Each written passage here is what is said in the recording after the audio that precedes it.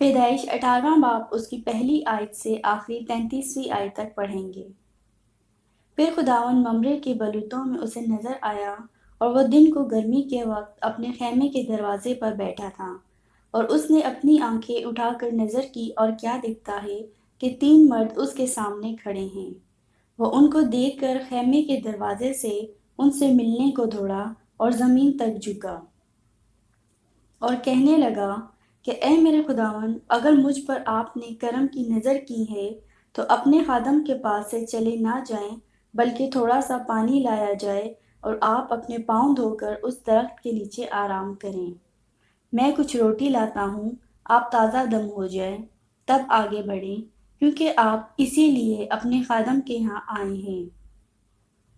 اور انہوں نے کہا، جیسا تو نے کہا ہے ویسا ہی کر۔ اور ابراہیم ڈیرے میں سارا کے پاس دوڑا گیا اور کہا کہ 3 پیمانے باریک آٹا جلد لے اور اسے گوندھ کر پھلکے بنا۔ اور ابراہیم گلے کی طرف دوڑا اور ایک موٹا تازہ بچڑا لا کر ایک جوان کو دیا، اور اس نے جلدی جلدی اسے تیار کیا۔ پھر اس نے مکھن اور دودھ اور اس بچڑے کو جو اس نے پکوایا تھا لے کر ان کے سامنے رکھا، اور آپ ان کے پاس درخت کے نیچے کھڑا رہا اور انہوں نے کھایا۔ پھر انہوں نے اس سے پوچھا کہ تیری بیوی سارا کہاں ہے؟ اس نے کہا وہ ڈیرے میں ہے۔ تب اس نے کہا، میں پھر موسم بہار میں تیرے پاس آؤں گا، اور دیکھ تیری بیوی سارا کے بیٹا ہوگا۔ اس کے پیچھے ڈیرے کا دروازہ تھا۔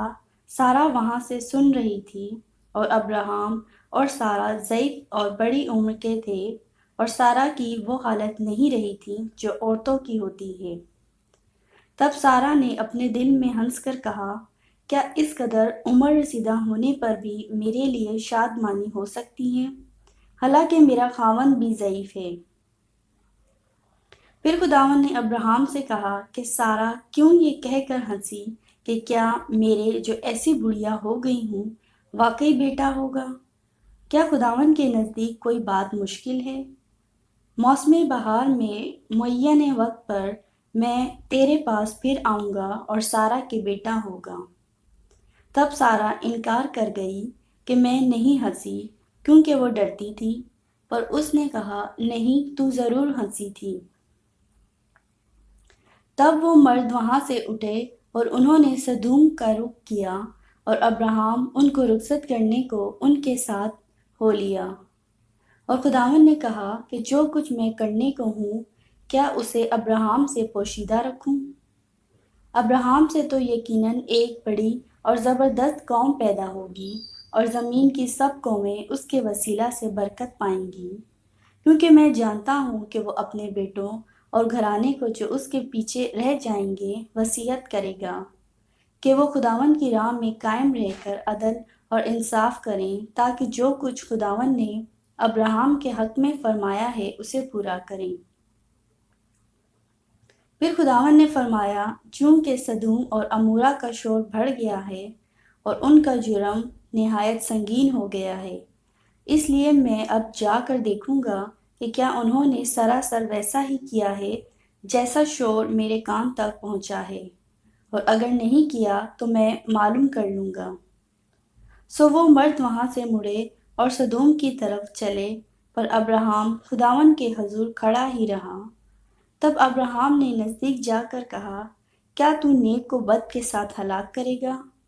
شاید اس شہر میں 50 رازباز ہوں، کیا تو اسے ہلاک کرے گا اور ان 50 رازبازوں کی خاطر جو اس میں ہوں اس مقام کو نہ چھوڑے گا؟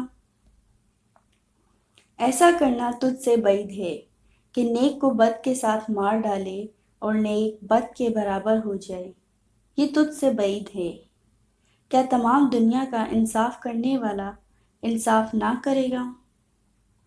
اور خداوند نے فرمایا کہ اگر مجھے سدوم میں شہر کے اندر 50 رازباز ملے تو میں ان کی خاطر اس مقام کو چھوڑ دوں گا۔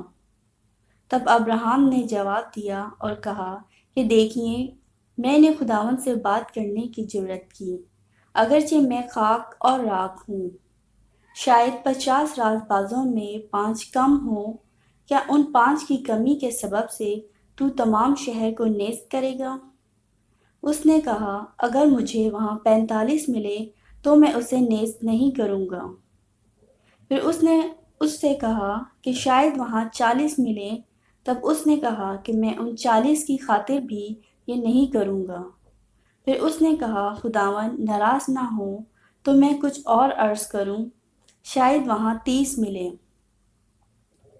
اس نے کہا اگر مجھے وہاں 30 بھی ملے تو میں ایسا نہیں کروں گا۔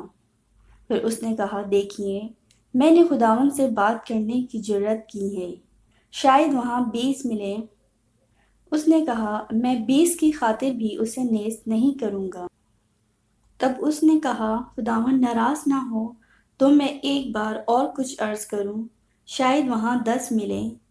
اس نے کہا میں 10 کی خاطر بھی اسے نیست نہیں کروں گا۔